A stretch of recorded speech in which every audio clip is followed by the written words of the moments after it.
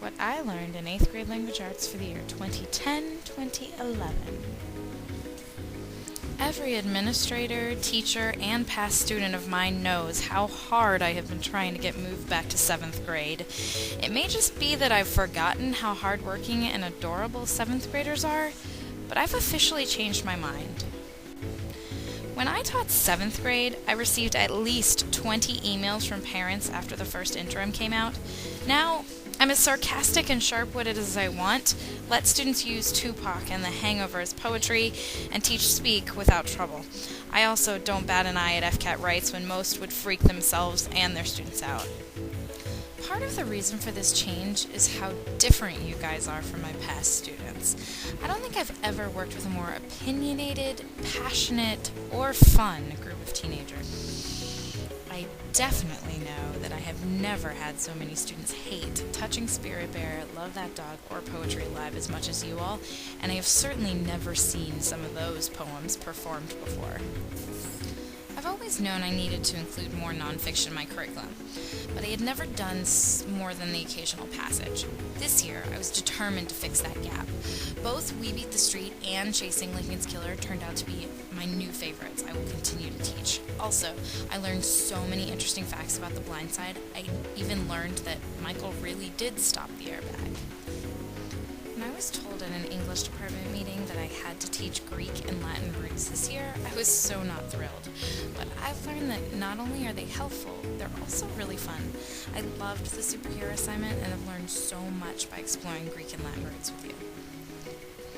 I will never forget when that evil book came out from the sports bins and glared at me. There is nothing more frightening than women wrestlers. They are the stuff of nightmares.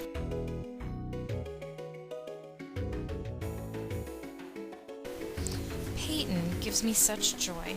From asking Miss Rustin how to spell X to asking if Abigail sees the Eiffel Tower when she visits London, she is full of hilarious questions.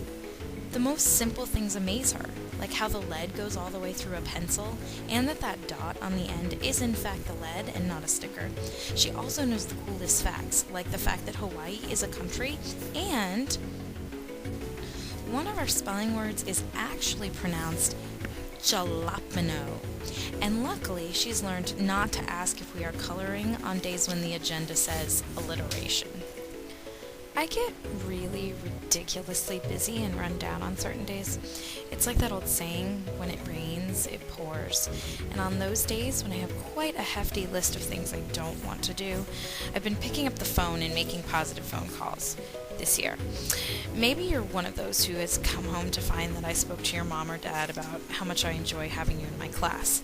This is a new strategy for me, and I've found that I love it, especially when I need to be reminded of what I love about my job instead of what I can't stand.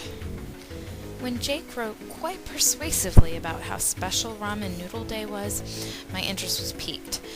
I hadn't had ramen in about 5 years, and I couldn't remember if it was good or not. Plus, I'd certainly never had it with Cheez-Its, which I was told is the perfect combination. In fact, all I could think about was the sodium intake, cheese. So, when Period 2 asked if we could celebrate this holiday, I said, why not? Over big cans of Mountain Dew and baggies of Cheez-Its, many of us enjoyed our ramen that day, and it was good stuff. Next time, I'll have to try it with blackened tilapia. I hear it's quite a delicacy. Honestly, if you asked me whether I'd rather win a writing contest or have a student win, I'd pick the student. And I'd also rather see a student publish a book instead of me too, especially if my name is on the dedication page. I've been going on the idea for so long that people like Jordan Sonnenblick and Rick Riordan were lucky because they got to be authors instead of middle school teachers. But I don't think they're lucky anymore. This year I learned that I'd take influence and inspiration over winning and publication any day. By the way, Sarah, Nick, Troy, Megan, Carly, Melanie, Gabby, any other of you brilliant writers, you'd better send me a signed copy when you publish your book someday. Motherhood does so many things to you, physically for sure, but even more crazy is the way it messes with your head. I can remember the first months thinking up elaborate schemes for how I could stay home with my son and not go back to work.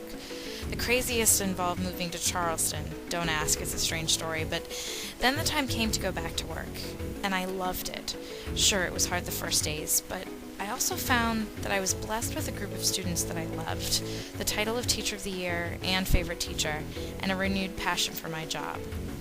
My son loves daycare and all the other kids, and we both love the independence. I learned that I belong in a classroom, not at home, and that I can do this quite well if I do say so myself. I truly wish you all the best in high school. May all your dreams come true.